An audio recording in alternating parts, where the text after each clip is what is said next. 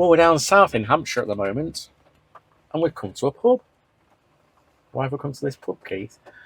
Well, we're down at Winchester Way for my cousin's 80th birthday, and her mum and dad, Phyllis and Bill,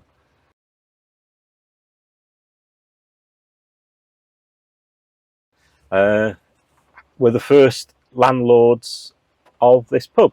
When they moved here, they had a pub in Twyford. When they moved here, it was an old pub up over on that side, and the brewery built the Folly, or the new Folly. And so yeah, we've come to see their old pub. Did they live in? They had Yes, accommodation? oh yeah, the accommodation at the top. I've stayed here a few times. They used to have a boxer dog as the pub dog. That used to, all the cousins used to be upstairs while all the parents were downstairs, and the dog wouldn't let us move. It lay across the door, and every time we moved it growled, so we were frightened of it. So what kind of years are you talking about here? Well, I must have been early teenage years, so yeah, 10, 12, so you're talking 50 years ago. And more. How long did they have it for then? I can't remember how long they... Is this the uncle who was a policeman? Yeah, he was a policeman, and then he moved. When he retired, he went into to be a landlord. See whether we can have a look round.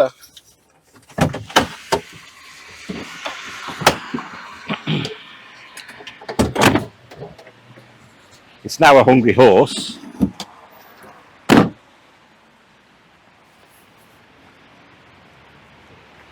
So does it look very different? No, not really.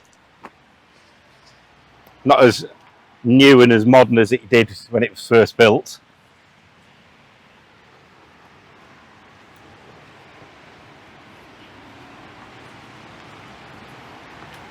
And I suppose that Phyllis used to do all the cooking. Yeah? Yeah. Now it's a hungry horse. It's obviously a chain and franchise and everything. But yeah, Phyllis used to do all the... So what kind of stuff did she cook then? All sorts. Roasts, hot pots. Yeah? Yeah. With a team of staff or No, just her? Just her. Right. It's a big place. It is. The one they knocked down was an old rickety thatch building, as far as I remember. But yeah. Quite a lot of ground with it, so was this just... Did they have it as a beer garden then, or was it just... I think they did. It's hard. It's so long ago I've been here. Can't really remember. So what's the connection with Andover? With Andover then? Well, my mum was born, or the family was originated from Andover. Mum was born in a roundhouse. Well, he used to live in a roundhouse in Andover. Then my granddad moved. He worked on the railway. Then he moved to South Sea, Portsmouth. Don't know whether we can get around. And that's where I know. Well, that's more my history is holidays in South Sea. I can't get around there. Because your dad's from up north, isn't he? He's from Warrington. My dad was up north from Warrington. He met my mum when he was in the Navy during the war. And she, for the time, was very brave and moved all the way back up to Warrington, leaving family, friends and everything in Portsmouth. So... It was quite a brave thing to do back in those days, wasn't it? Yeah. She just married, got on a train and went to Warrington. Yep. So... Unheard of, really. Yes, it was back then. Yeah. So how did she meet your dad then?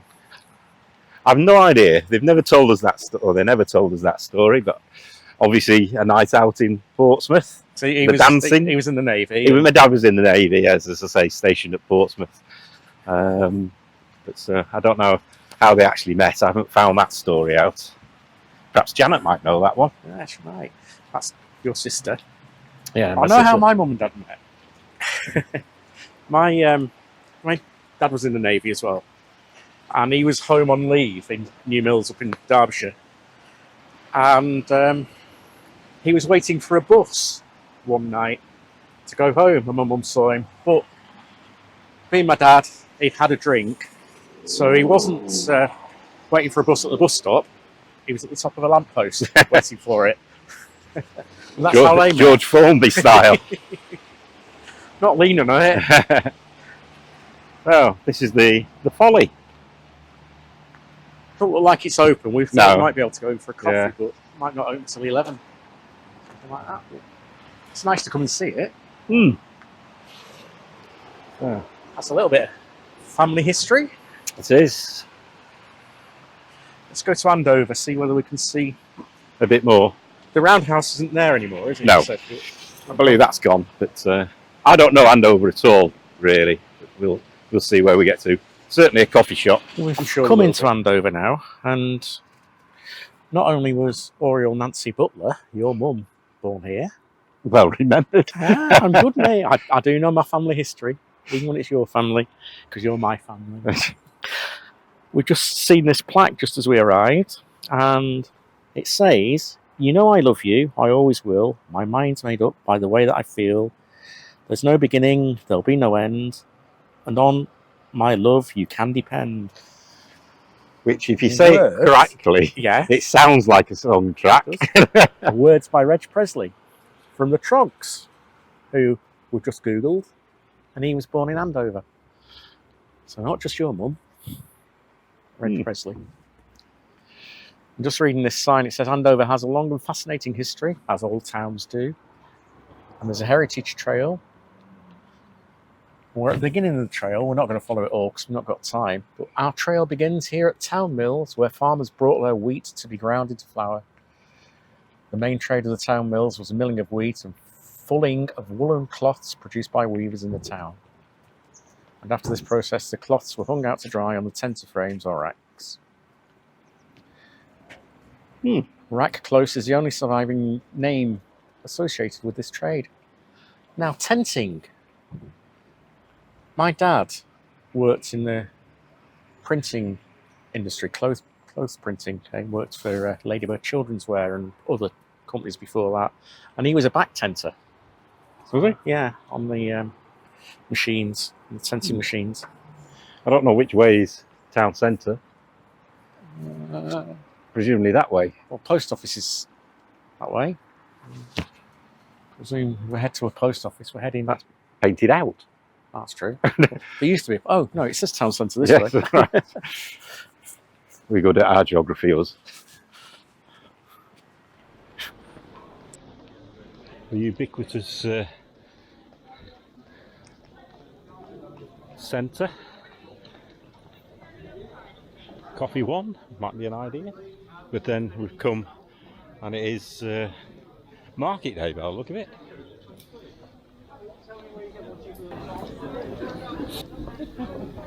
That looks like a coffee shop. a coffee shop. And there's one up there as well. Well, we can't do two. And there's a Nero. That's a change. Don't do change. Although the Nero in town, Nottingham, Yes, that was very nice. we enjoyed that one, didn't we? So,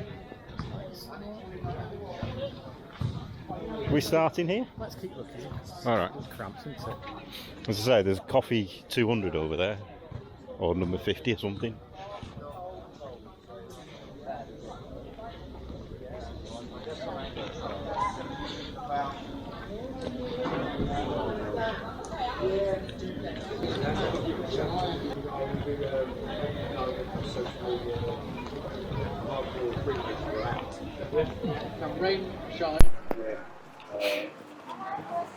Freemasons. You don't usually see them having stalls. No, Do you?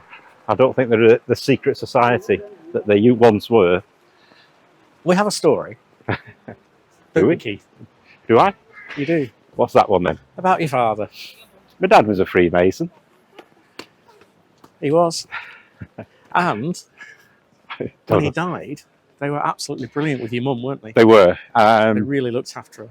And yes, I mean, to be fair, they are a charitable organisation these days. But they did look after my mum as well when my dad died. She used to always get birthday and Christmas gifts, didn't she? Yes. And then financial help when she needed it. When she Yeah. needed a stair The lift, stair lift too. they paid for that, didn't Yeah. they? Yes. And it was immediate, wasn't it? There was no quibbles. It was mentioned to them, and it was done there and then. Basically. It was. Yeah. They organised it and got somebody in, and so although they do get a lot of bad press, I got nothing but admiration for them. Although I used to say that when my dad used to go to the meetings on a Thursday night, I didn't need an excuse to go out and get drunk. And we've still got all the regalia. We have. I don't know what to do with it, to be fair. I don't know if it's worth anything or not. It's just nice family history anyway, isn't it? It is. The only problem is... Because he was been in there for many years, and had gone through the whole hierarchy. I say, it's family history, isn't it? But it is. who have we got to leave it to? Because none of our kids would be interested, really, would they? Probably half of them wouldn't know anything about it. No. You know what's missing? Coffee shop? No. What? Charity shops. No, I saw one actually. Did you? No. I made you look at me. There was a cancer research charity shop back there. I thought, I'll make him look at me. I'll avert his eyes. A coffee morning at the church. Nice little church. It is. And you know what I say about looking up? Or even looking at eye level.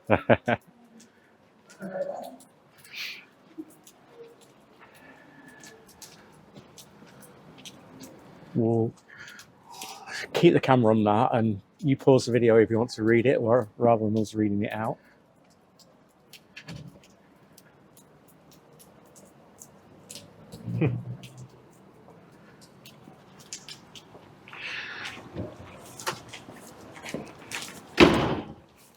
Now then, there's another story. Is it one that I know or not? Oh, Anton. Yes. Where I was born in Warrington, my mum and dad called the house Anton, and had several connotations. The River Anton, which is in Andover, where my mum was from, but also if you break it up, AN from Andover and TON from Warrington, it was a combination of the two towns. So our house was called Anton. That's where we started, over at Town Mills, where we just told you about Reg Presley. And it says, the building behind you on Bridge Street, with a large clock, was once the Catherine Wheel Inn, a busy coaching inn whose landlord was also the town jailer. It's now the Bridge Community Facility.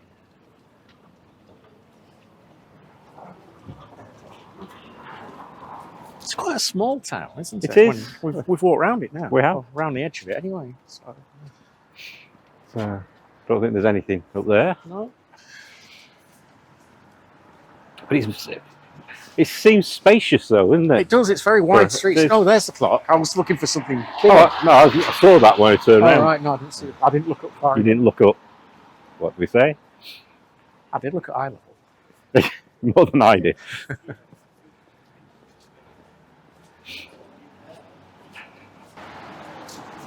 I suppose a lot of it has moved indoors into that shopping centre. I presume it has, yeah. Right, yeah. Well, it's actually nice to see. There's not that many empty shops. No.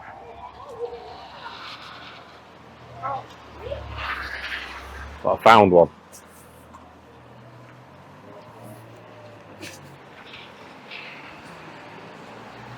He's going in. Right. So we're walking along, we're just saying that the place has kept its character. It's still got some nice original features, and even some of the more modern, well, probably 40s, 50s buildings have got character about them. Got nice wide streets.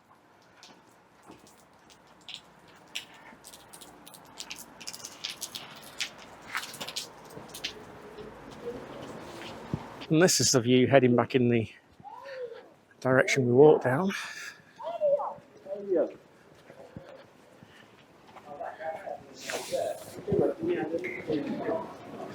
It may be the run-of-the-mill betting shop now from that well-known chain in the UK, but above it there's a blue plaque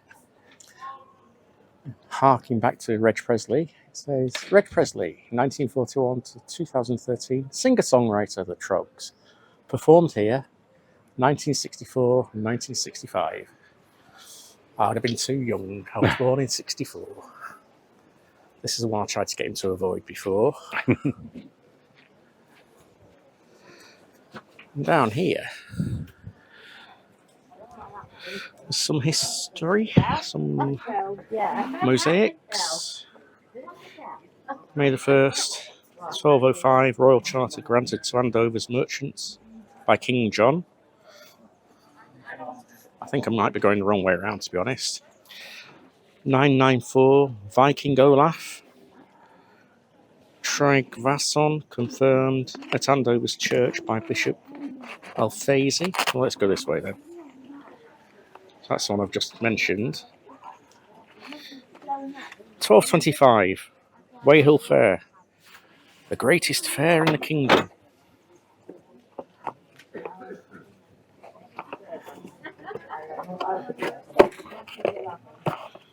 (1435) St Mary's Church, the main building surviving after the Great Fire.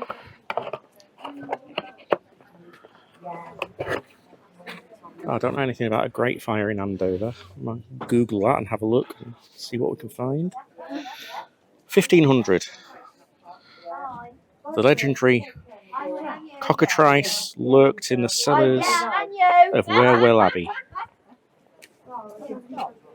Stop.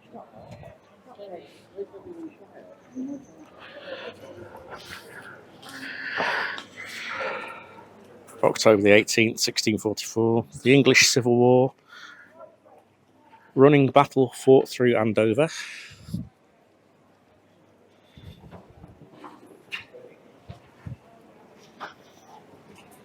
(1780). Andover, an important coaching town on the road to London. There's one back there, Keith, that says something about a great fire. That made me jump. That was somebody taking the water off the top of their market stall. 1846. The Andover workhouse scandal stirs the nation and members of Parliament.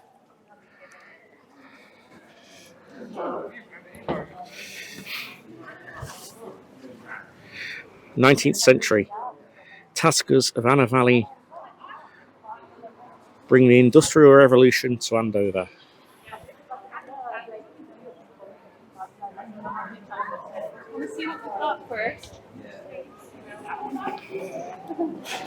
This is one where I should have started, really.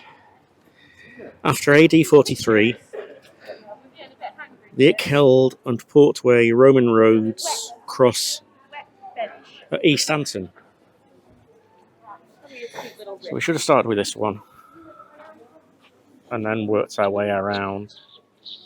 Well, we saw a plaque saying Andover established 904, was it? 906 AD? I think so. Something like that.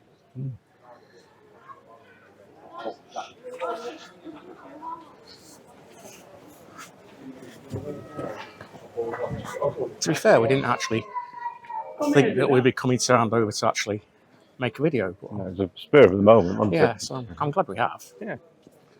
Always handy to have the camera with us, just in case.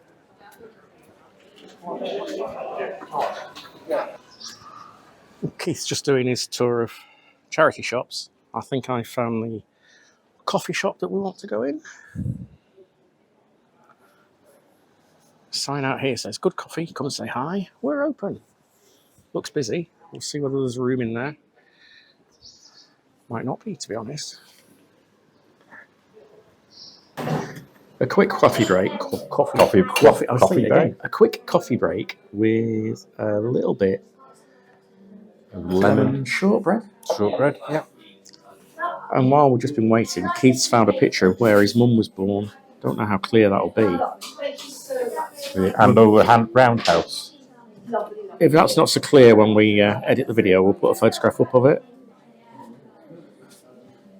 And as Keith said before, it's not there anymore, but you've just been Googling and it's on the site of the Millennium Man. The Millennium Man. I don't know what that is, whether that's a pub or what, I don't know. We'll try and go and have a look in a bit. Yeah. Let's tell us a bit more about your family then. Your mum was born in Andover. Yeah. What more do you want to know? How many of them? Three sisters, so there's 4 daughters in the family.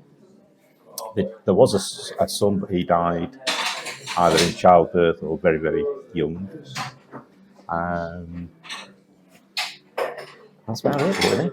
They're all my cousins around Winchester, Andover, that area now. The furthest ones away is Paul, which is over in New Forest area. Mm-hmm. So then, Mum and Dad met. Yeah. Moved to Warrington. Yeah. What about your dad? What was his story? He was an only child. Went away during the First World War. He volunteered rather than being called up, so he could choose going into the Navy. First World War? Not that old. I thought you just said First World War. No, World War. Served on an escort aircraft carrier, HMS Trumpeter. He was in charge of the supplies.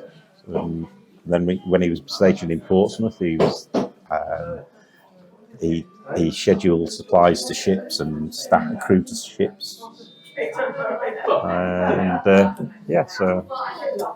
What did he do after the war then? There is a story. I know the story. There is a story.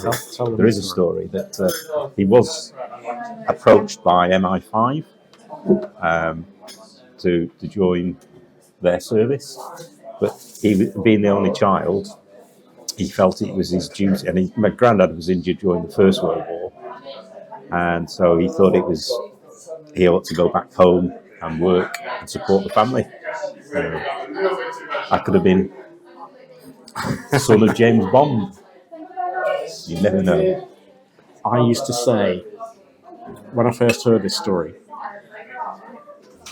Keith's dad's place was in the loft. He was always disappearing to the loft, wasn't he? I used to say it's where he used to go and file his reports. He did actually work for MI5.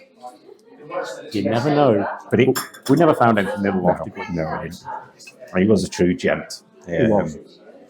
Of the old-fashioned sort. He always had 2 hankies, one for himself and then one for any lady that he met that might need a handkerchief. He always had a clean one spare. He was just one of those genuinely nice people. He did when we met and I was having issues, he did so much for me, didn't he, in a lot of ways. Well, both your mum and dad did. Mm-hmm. So you've got a sister.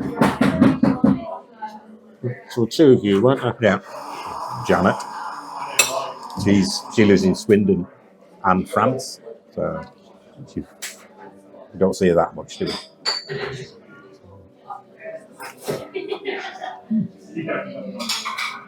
And then you came along. I did. Born at home? Yes, on the right side of Mersey. So I am a Lancastrian, even though Warrington is now in Cheshire. He just sounds more Scouse than Warrington sometimes. I don't know what you mean.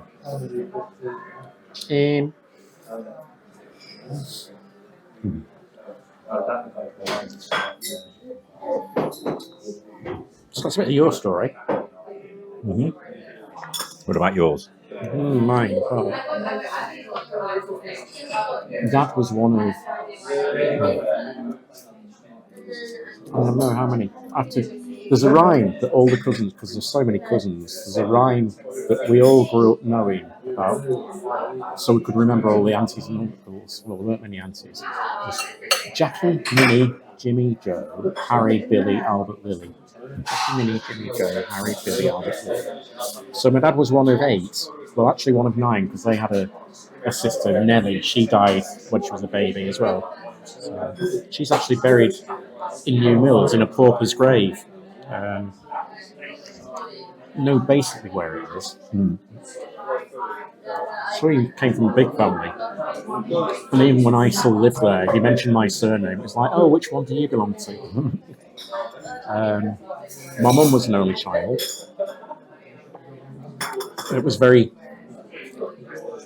Mum was born in a little place just outside New Mills called Birchvale. So that was a really small community. I mean, one of those villages where everyone did know each other. It's a main road. It certainly is now, but her uncle lived next door. Her mum and dad lived over the road, so I was born there. Got two older children, older than me, brother and a sister. So I came along at 16, and you still have a joke with my sister, don't you? I didn't come along at 16. I came along when my sister was 16, so you joke with her, don't you? I do. But she refused to push you around in the pram, didn't you? I was a horrible baby. I was actually born addicted to barbiturates because when my mum was expecting me, she couldn't sleep. And so back in those days, the doctors just used to dole out sleeping pills, and she was on 3 strong sleeping pills a night. So I came out screaming, apparently with black rings under my eyes, and Never stopped. Never stopped screaming since. But so I used to scream all the time. But apart from she wouldn't push me out because of my screaming, she didn't want to be seen as being thought of as an unfit mother at 16. Young mother. Unfit back in those days, pushing a pram. So she thought people might think I was hers. So now when we go round, the joke is, because Keith always winds her up, is, I'm not your mother. So I grew up there. I was born there, grew up there till I was 4. And then my dad mentioned the printing before. He got a job down in Langley, just outside Slough. Well, it was Buckinghamshire, it's Berkshire now. So we moved down there when I was 4. Hated it down there. And then moved back to New Mills when I was 16. So, I remember walking to school, because I started school at 4, because back then You did. Started really early. We used to walk to school. It was a couple of miles. Mum used to walk me there in the morning and then pick me up in an evening. After school, not an evening, whatever time school finished back then. And we had to walk down this cobbled lane, cross a railway track, and every morning the crossing lady, who I still remember, was called Vera. She'd give me an old penny so I could buy a sherbet snake in the shop near the shop. There was a plastic tube with the head of a snake stopper in it. It had sherbet in it. And she'd give me a penny every day to go and buy one from the shop. And I collected all the snakes. That happened for years. But yes, then we moved down to Slough. That's the beginning of my life, really. What about yours? What about school? Local primary school. Had to walk there and back. And that's about it, really. So, most of the holidays were spent down in South Sea with grandparents.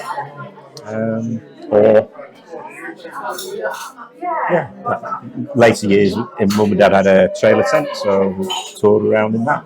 But mainly down at grandparents.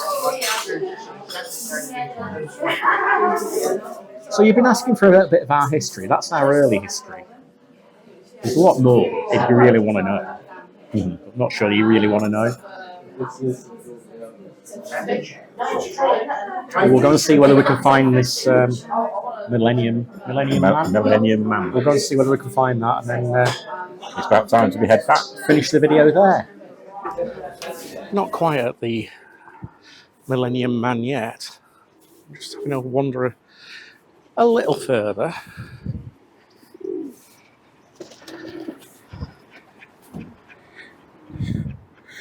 There are these all over town, all different.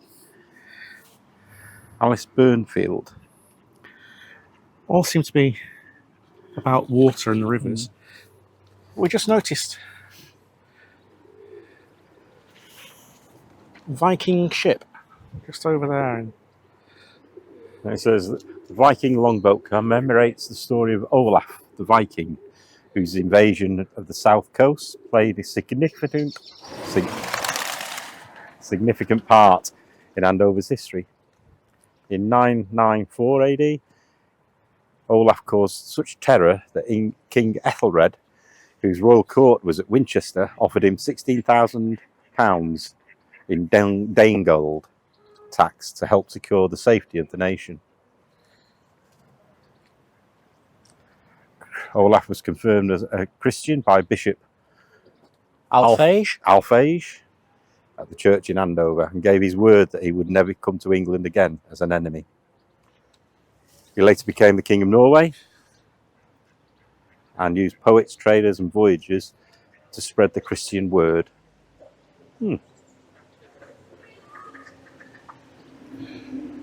During his rampage through southern England, it's thought that Olaf and his army set up camp at Danes Camp, a small enclosure on the River Test between Longstock and Leckford. And this Viking longboat and oarsmen were originally created by Colin Phillips and Andy Frost in the year 2000. It's different. Yes.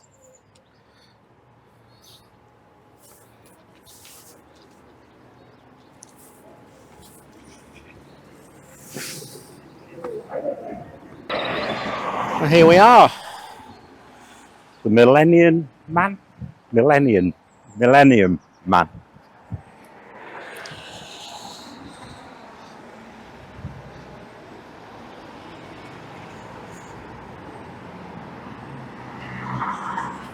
But as we said a little bit earlier, what's special about this site, for us anyway, isn't that. It's partly why this one's here. This is where the Roundhouse, Andover Roundhouse, used to be. And that's where my mum lived. I think she was actually born there. Obviously, it's not there anymore. But this junction is where the Roundhouse used to be. We'll insert a picture now. Hopefully.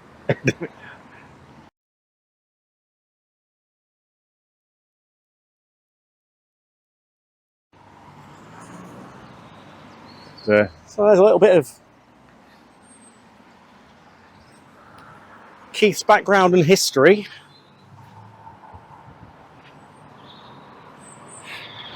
Nice to come and see.